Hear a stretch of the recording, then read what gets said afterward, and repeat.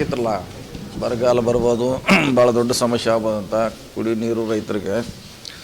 ಅದು 2-3 ದಿವಸದಲ್ಲಿ ದಿಕ್ಕನ್ನು ಬದಲಾಯಿಸಿದೆ. ಕರ್ನಾಟಕ ಒಂದೊಳ್ಳೆ ಸಂತೋಷದ ವಾತಾವರಣ ನಿರ್ಮಾಣ ಆಗಿದೆ ರೀ.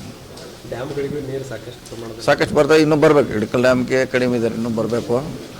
ಬೇರೆ ನದಿಯೆಲ್ಲ ಓವರ್ಫ್ಲೋ ಆಗಿದೆ. ನಮ್ಮ ಕೃಷ್ಣ ಇರ್ಬೋದು, ಹಿರಣ್ಯಕೇಶಿ, ಮಲ್ಲಾಪುರ ಬರ್ತಾ ಇದೆ. ಘಟಪ್ರಭಕ್ಕೆ ಇನ್ನೂ ಜಾಸ್ತಿ ಬರಬೇಕು.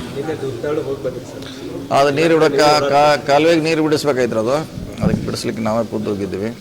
ಸೊ ಬಿಡಿಸಿದ್ವಿ. ಮತ್ತು ಬಾಗಲಕೋಟೆವರೆಗೆ ಕೂಡ ನೀರು ಈಗಾಗಲೇ ಅಲ್ಲಿ ಕೂಡ ಹೋಗಿದೆ. ಸೊ ಆ ಭಾಗದ ರೈತರು ಈಗ ಸಂಪೂರ್ಣವಾಗಿ ಸಂತೋಷವಾಗಿದ್ದಾರೆ. ಪ್ರತಿ ಸಾರಿ ಆಗ್ತಿದೆ, ಹೊಸದಲ್ರಿ. ಪ್ರತಿ ಸಾರಿ ಐಡೆಂಟಿಫೈ ಮಾಡಿ ದೊಡ್ಡದು ಮಾಡ್ಲಿಕ್ಕೆ ಪ್ರಯತ್ನ ಮಾಡ್ಬೇಕು. ಈಗಾಗಲೇ ಪೊಲೀಸರು ಪ್ರಿಕಾಷನ್ ಮಾಡಿದ್ದಾರೆ, ಎಲ್ಲ ಕಡೆ ಸ್ಟಾಪ್ ಮಾಡಿದ್ದಾರೆ, ಫಾರೆಸ್ಟರ್ ಅಲರ್ಟ್ ಆಗಿದ್ದಾರೆ. ಸೊ ಎಲ್ಲರೂ ಪ್ರಿಕಾಷನ್ ತೋದಾರೆ. ಇನ್ನೂ 4-5 ದಿವಸ ಮಳೆ ಇದೆ ಅಂತ ಅಂದಾಜಿದ್ದಾರೆ. ಅಷ್ಟಾದ್ರೂ ಸಾಕು ಈಗ. ಅಂದರೆ ಅಟ್ಲೀಸ್ಟ್ ಒಂದು 3-4 ತಿಂಗಳಾದ್ರೆ ಒಂದು ಹಂತಕ್ಕೆ ದಾಟ್ತದೆ.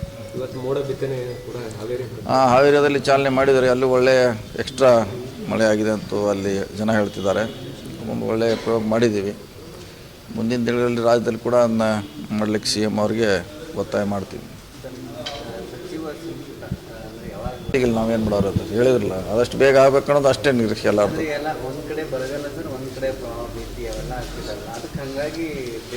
ಅದೇ ಬೇಗ ಆಗುತ್ತೆ, ಮೋಸ್ಟ್ಲಿ ಬೇಗ ನಾವು ನಿರೀಕ್ಷೆ ಮಾಡಿದ್ವಿ. ವೇಟ್ ಮಾಡೋಣ, ಬೇಗ ಆಗುತ್ತೆ.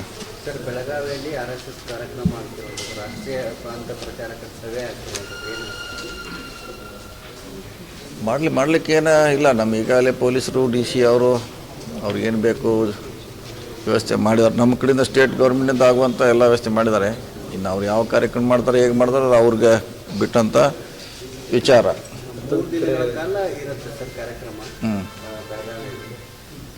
ಪೊಲಿಟಿಕಲ್ ಅಜೆಂಡಾ ಗೊತ್ತಿಲ್ಲ. ಅವರು ಪಾರ್ಟಿಕಲ್ ಇಲ್ಲ ಅಂತ ಯಾವಾಗಲೂ ಹೇಳ್ತಾರೆ, ಅದೇನು ಪ್ರಶ್ನೆ ಇಲ್ಲ. ಓಪನ್ ಆಗಿ ಯಾವಾಗೂ ಪಾರ್ಟಿಕಲ್ ನಾವು ದೂರ ಇದೆ ಅಂತ ಹೇಳಿದ್ದಾರೆ.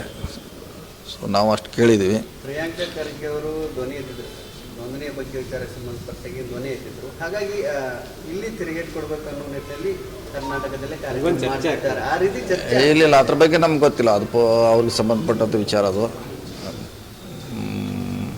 ಅನುಮತಿ ಕಾರ್ಯಕ್ರಮದ ಬಗ್ಗೆ ಅದ್ರ ಬಗ್ಗೆ ನಮ್ಗೆ ಗೊತ್ತಿಲ್ಲ. ಅದು ಪೊಲೀಸರು ನೋಡ್ಕೋತಾರೆ. ಇವತ್ತು ಪ್ರಿಯಾಂಕ್ ಖರ್ಗೆ ಅವರು ಒಂದು ಮಾತು ಹೇಳಿದ್ದಾರೆ, RSSನಿಂದ ಏನೇ ಪಥಸಂಚಲ ಆದರೂ ಕೂಡ ಪೊಲೀಸರಿಂದ ಅನುಮತಿ ಪಡೀಲೇಬೇಕು. ನಾನು ಗೃಹ ಸಚಿವ ಇರೋ ಮಟ್ಟನೂ ಕೂಡ ಅದನ್ನು ಆ ಪಾಲಿಸಿ ಇಲ್ಲ. ಅದೇ ಹೇಳಿದೆ, ಅದು ಅವ್ರ ಇಲಾಖೆಗೆ ಸಂಬಂಧಪಟ್ಟದ್ದು ಯಾವ ರೀತಿ ಅನುಮತಿ ಪಡಿಬೇಕು, ಹೇಗಿರ್ಬೇಕು ಅನ್ನೋದು ಅವ್ರ ಮಂತ್ರಿಗಳದಾರ, ಅದಕ್ಕೆ ಇಲಾಖೆ ಇದೆ, ಅವ್ರನ್ನ ಹ್ಯಾಂಡಲ್ ಮಾಡ್ತಾರೆ ಅವರು.